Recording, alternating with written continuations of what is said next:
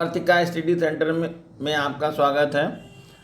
Class 10th science में भौतिक विज्ञान पार्ट में इम्पॉर्टेंट क्वेश्चन की श्रृंखला में अगला जो क्वेश्चन है वो ध्यान से देखिएगा। ये कह रहा कि ये कोई यहाँ पर एक सेल लगा है, इसको ये बंद कर दिया गया। ये ऐसे देखिए लाइन से ऐसे बंद किया गया है। ये ई दिया हुआ है, इसके अंदर लिखा हुआ है 1.5 वोल्ट। तो ये विद्युत वाहक बल यानी कि 1.5 वोल्ट दिया है। ये स्मॉल आर दिया हुआ है, ठीक है। ये रेजिस्टेंस है आपके यहाँ पर 3 ओम लिखा हुआ है, दूसरा रेजिस्टेंस एक 3 ओम लिखा हुआ है। और फिर इसमें जो करंट दिखा रखा है वो करंट लिखा है 0.5 एम्पियर। अब आपसे पूछा गया है कि परिपथ का आंतरिक प्रतिरोध बताइए, या यहाँ पर हम ये कह सकते हैं सेल का आंतरिक प्रतिरोध बताओ। परिपथ का आंतरिक प्रतिरोध कहें और चाहे सेल का आंतरिक प्रतिरोध जो यहाँ पर आर के रूप में यहाँ दिखा रखा है, इसकी वैल्यू आपको बतानी है, आर का मान निकालना है। तो देखिए आर का मान पता करने के लिए देखिए आर तो निकालना है, ई तुमको दिया हुआ, करंट भी यहाँ से पता है। आपको ये प्रतिरोध का मान आपको पता करना पड़ेगा, बाह्य प्रतिरोध का मान। जैसा कि चित्र में दिख रहा है कि ये दोनों प्रतिरोध जिसको यहाँ पर R1 और R2 लिखा गया है, ये R1 और ये R2 दोनों समांतर क्रम में जुड़े हुए हैं। समांतर क्रम में जुड़े हैं, जैसा कि आपको पता है जब समांतर क्रम में जुड़े होते हैं तो उनका प्रतिरोध का जो फार्मूला बनता है वो 1/R = 1/R1 + 1/R2। तो 1/R = R1 के स्थान पे 3 लिखा है और R2 के स्थान पे भी 3 लिख दिया है। 1/R = आपका 2/3 आ जाएगा और R = 3/2 हो जाएगा और R का मान आपका 1.5 ओम आ जाएगा, 1.5 ओम। स्मॉल r निकालना है। I का मान देखिए यहाँ पर 0.5 एम्पियर के रूप में दिया हुआ है। जैसा कि आपको फार्मूला दिया गया है I = E/R + स्मॉल r। फिर से फार्मूला ध्यान दीजिएगा, I = E/R + small r। I का मान 0.5 है, E के स्थान पे 1.5 लिखेंगे, कैपिटल R 1.5 है, स्मॉल r आपको पता करना है। अब यहाँ पर क्या किया है देखिए, क्रॉस गुना कर लिया है। तो क्रॉस गुना करने पर आपका 1.5 + R का मल्टीप्लाई 0.5 से होगा और 1.5 का मल्टीप्लाई 1 से हो जाएगा। तो देखिए यहाँ पर ये मल्टीप्लाई के रूप में हमने यानी कि ऐसे लिख लिया है, ऐसे इधर 1.5 लिख लिया, इधर आपका ये मल्टीप्लाई करके इधर लिख लिया है। अब इससे इसको मल्टीप्लाई करेंगे तो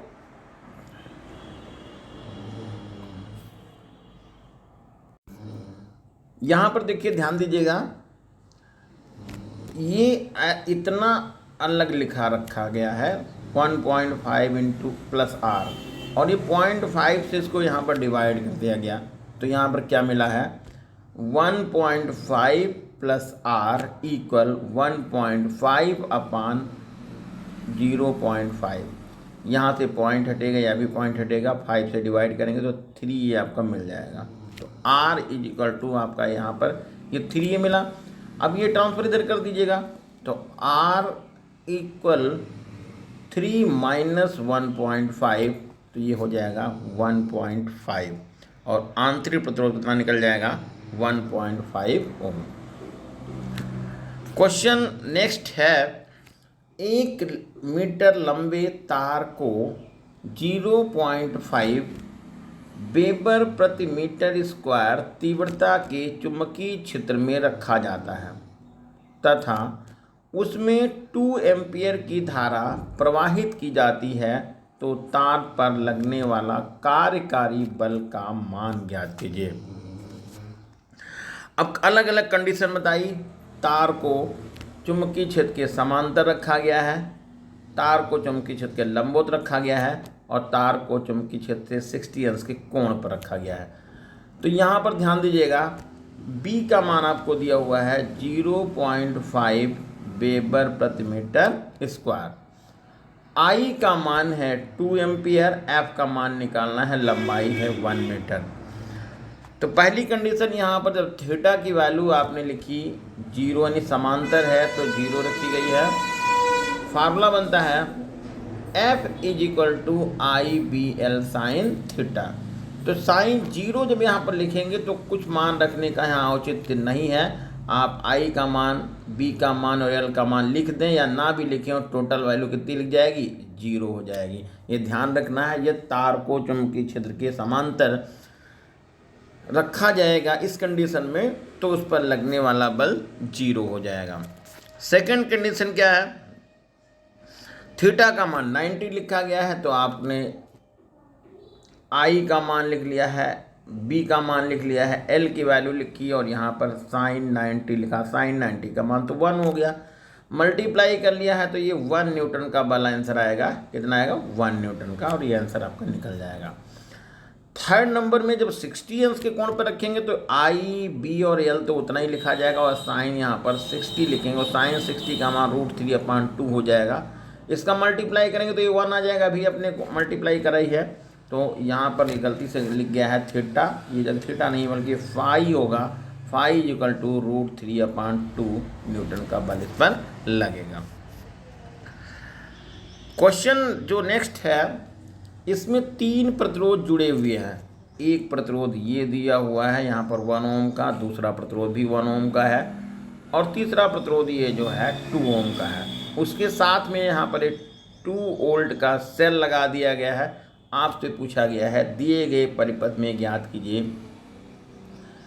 ए और सी के बीच प्रतिरोध बताओ। फिर है परिपथ में धारा आई का मान फाइंड करिए कितना है। फिर आपसे कहा गया ए बी के बीच में विभवांतर कितना है, वो भी आपको निकालना है। तो जैसे सबसे पहले हमको ए और सी के बीच में प्रतिरोध निकालना है तो ध्यान दीजिएगा जरा, ये दोनों प्रतिरोध से ए से सी, एक तो ऐसे धारा बहेगी और एक तो ऐसे आएगी। तो इधर जो धारा जाएगी वो दोनों प्रतिरोधों से होके जाएगी, मतलब ये कि दोनों प्रतिरोध श्रेणी क्रम में जुड़े हुए हैं, R1 और R2। तो आपने तुरंत यहाँ पर लिख दिया है R1 व R2 प्रतिरोध श्रेणी क्रम में जुड़े हुए हैं और फार्मूला लिखा है R is equal to R1 plus R2 यानी 1 + 1 यानी 2 हो जाएगा। तो R का मान कितना निकल गया, 2 ओम। अब इसके सापेक्ष देखें तो 2 ओम का जो प्रतिरोध है ये वाला, ये हमारा समांतर क्रम में लग रखा है। तो अब आपने यहाँ पर क्या लिख लिया है कि R1 R2 का जो परिणामी प्रतिरोध है उसके साथ R3 जो प्रतिरोध है वो समांतर क्रम में जुड़ा है। तो टोटल वैल्यू कितनी आएगी, 1/R' इज इक्वल टू आपने 1/2 लिख दिया है और ये 1/2 लिख दिया है। कैसे लिखा गया, क्योंकि उन दोनों प्रतिरोधों का मान R1 और R2 का मान आपने 2 बता रखा है और R3 का मान ऑलरेडी 2 ओम लिखा हुआ है। ये 2 से कैंसिल हो जाएगा और R' की वैल्यू 1 ओम हो जाएगी, यानी परिपथ का जो प्रतिरोध हो जाएगा वो टोटल निकल गया 1 ओम। निकालना है आपको करंट, जो करंट निकालना है तो I is equal to V/R। V की वैल्यू 2 वोल्ट दे रखी है और R का मान आपने 1 ओम अभी पता कर लिया, तो इसमें करंट जो फ्लो हो रहा है वो 1 एम्पियर हो रहा है, सॉरी 2 एम्पियर आएगा। ठीक है, अब आपसे पूछा गया है ए बी के बीच विभवांतर। जरा ध्यान दीजिएगा, यहाँ पे ए बी के बीच विभवांतर यहाँ पर निकालना है। ये है विभवांतर, इसके बीच में कितना होगा।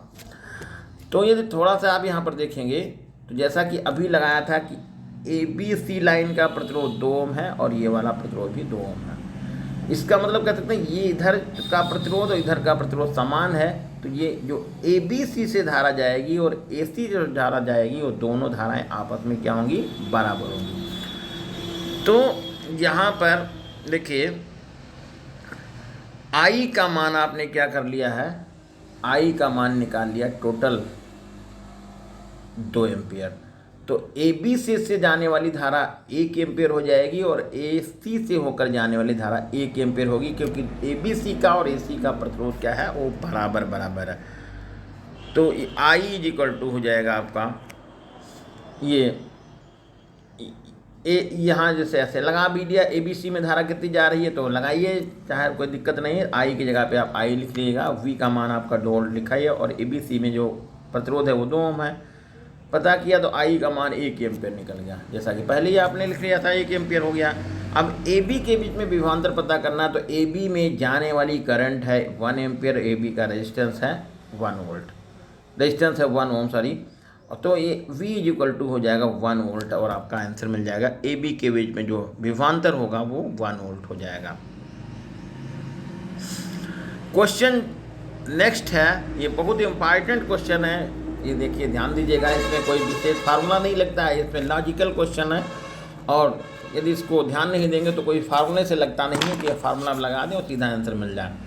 क्वेश्चन क्या है, आपके पास 3 प्रतिरोध हैं, 2 ओम और 3 ओम और 6 ओम। इनको किस प्रकार कैसे जोड़ दिया जाए कि परिणामी प्रतिरोध का मान 4 ओम हो जाए और 1 ओम हो जाए। अब यहाँ पर एक समस्या आई है कि इन तीनों प्रतिरोधों को हम कैसे जोड़ दें, किसके साथ समांतर क्रम में, किसके साथ श्रेणी क्रम में जोड़ दें तो इनकी वैल्यू जो हो जाए वो 4 ओम हो जाए। तो पहले एक काम करते हैं, यहाँ ध्यान दीजिएगा कि एक बार ट्रेस करते हैं कि सबसे छोटा प्रतिरोध कितना है, 2 ओम है, और सबसे बड़ा प्रतिरोध कितना है, 6 ओम है, और जो आंसर लाना है वो कितने ओम लाना है, 4 ओम प्रतिरोध लाना। मतलब इन दोनों के बीच का प्रतिरोध होना चाहिए, मतलब ये 2 ओम से ज़्यादा है 4 और 6 से क्या है, कम है।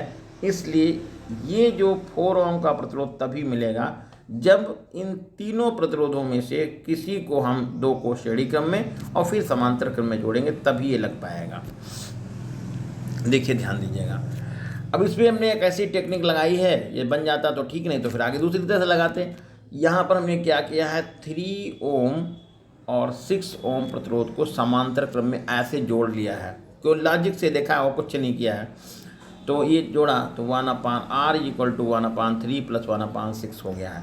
इसको आपने हल कर लिया है, तो हल करने पे आ गया आपका R का मान निकल गया है, ये 2 + 1 हो जाएगा 3 को भाग यहाँ पर डिवाइड किया तो आपका 2 हो जाएगा। R का मान निकल गया 2 ओम।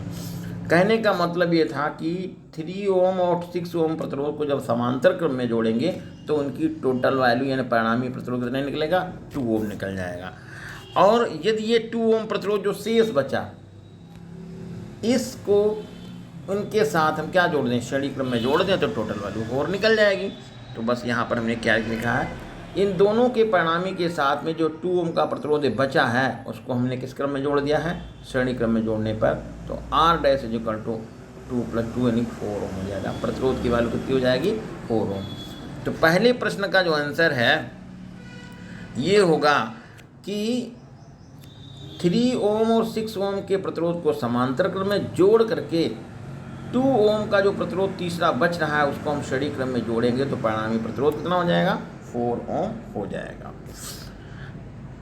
सेकेंड पार्ट में देखिए ये कहा गया कि इनका प्रतिरोध कितना हो जाए, 1 ओम हो जाए। अब यहाँ पर थोड़ा सा दिमाग काम और लगाइए थोड़ा सा कि तीनों जो प्रतिरोध हैं उनमें सबसे कम वैल्यू कितनी है, 2 ओम है, और सबसे ज़्यादा वैल्यू कितनी है, 6 ओम है। आंसर जो लाना है वो इन दोनों के बाहर का लाना है, इन दोनों के बीच का नहीं लाना है, मतलब 2 ओम से भी कम मान का प्रतिरोध लाना है।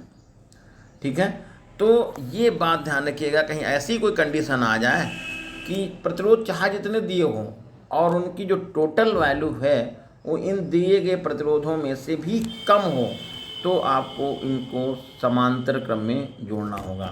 तो यहाँ पर हमने देखे तीनों प्रतिरोधों को समांतर क्रम में जोड़ के देखा है। ये R1, R2 और R3 का जो मान 2, 3 ओम और 6 ओम है, इनको तीनों को समांतर क्रम में हमने जोड़ दिया है। तो समांतर क्रम का फार्मूला बन गया 1/R = 1/R1 + 1/R2 + 1/R3। यहाँ पर 1/2 लिखा है, 1/3 लिखा, 1/6 लिखा है।